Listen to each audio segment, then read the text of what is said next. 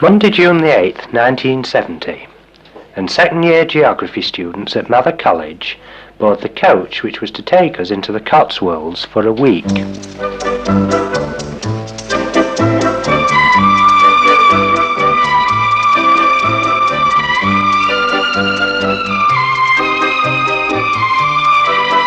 We arrived at our destination, Cheltenham, in the early afternoon and enjoyed a short relaxation before visiting Leckhampton Quarry, 3 miles away. This track leads up to the quarry face.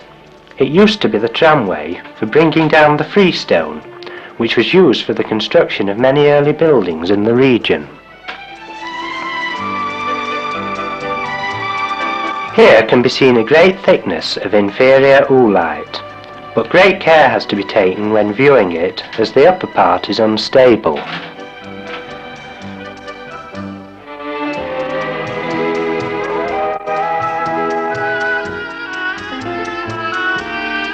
After obtaining these panoramic views of Cheltenham from the summit, we made our way down the path on the south side of the face. With temperatures in the 80s, frequent refreshment was necessary. On the following day, our first stop was at Robinswood Hill on the outskirts of Gloucester. On the quarry floor can be seen the remains of an old brickworks.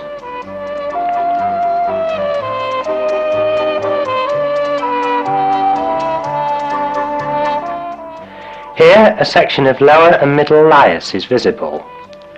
We left half the group as they climbed the steep rock face to carry out work on the soils and vegetation, while we continued on to Twining Quarry near Tewkesbury.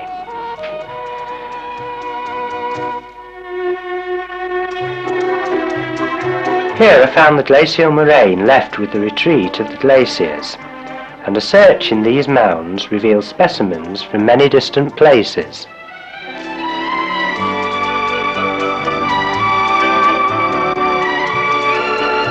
After lunch, we halted by the River Severn at Hoare Bridge. The Severn Vale is today wider than the river. It was formed by a succession of River Sevens which were largely above its present height. With the retreat of the glaciers, the increased volume of water increased river downcutting and left the former valley high and dry as terraces. This process occurred several times.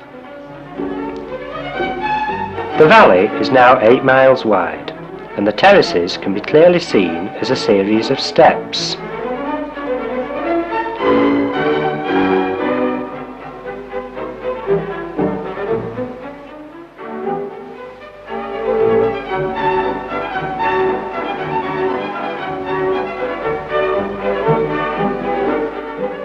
The Civic Heraldry of Gloucester, and the start of our 3rd day's work, a study of settlement in the city.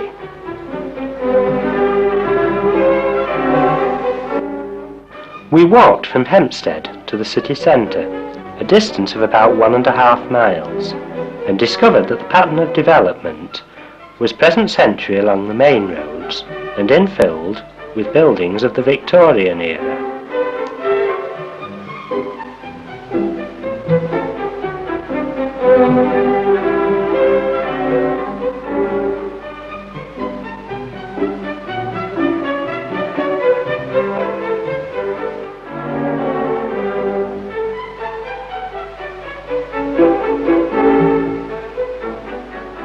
Our approach to the city centre was signified by this recent shopping development.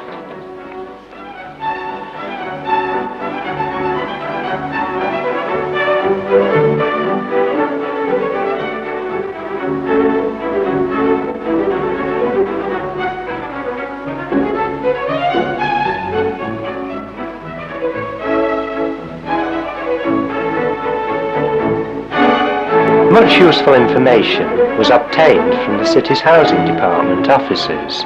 This central area round the cathedral contains many buildings of the mid-18th century and are now scheduled for demolition.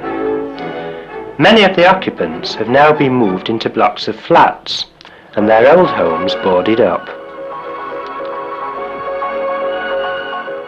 Gloucester Cathedral is judged to be one of the 6 most beautiful buildings in Europe. An abbey was established in the year 681, and in 1022 a Benedictine monastery, the church of which became the cathedral in 1541.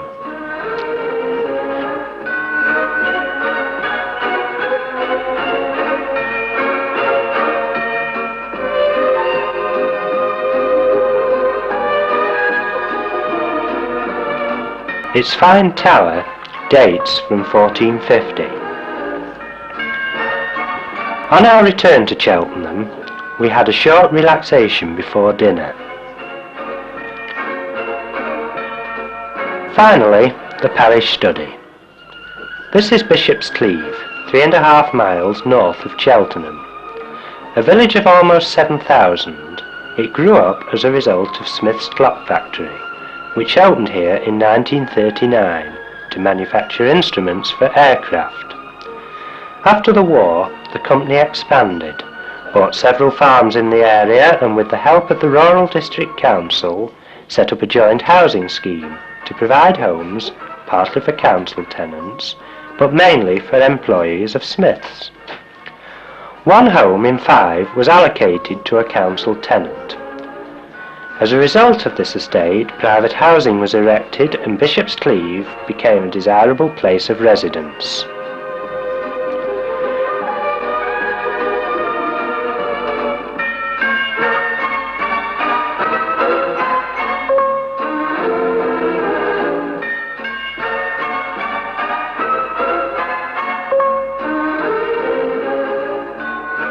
Sketches and soil samples were taken at various locations.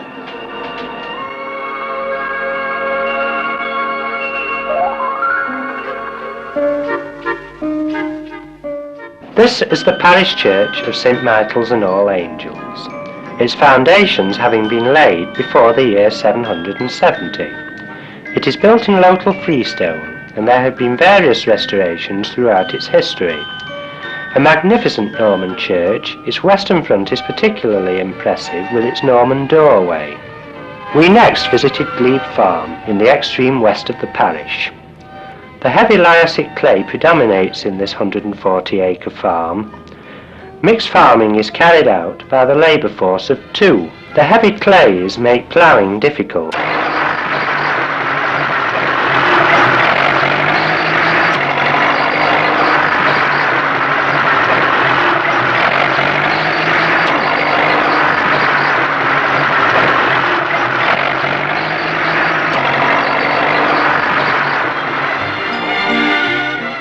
Near the farm is this quarry, where sand and gravel are excavated for building materials. We collected some samples.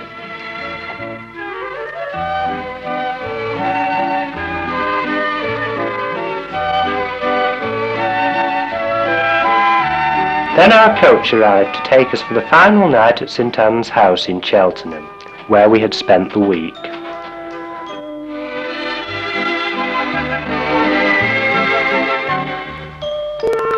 The following morning, equipment was checked and final photographs taken before our 4-hour journey back to Manchester.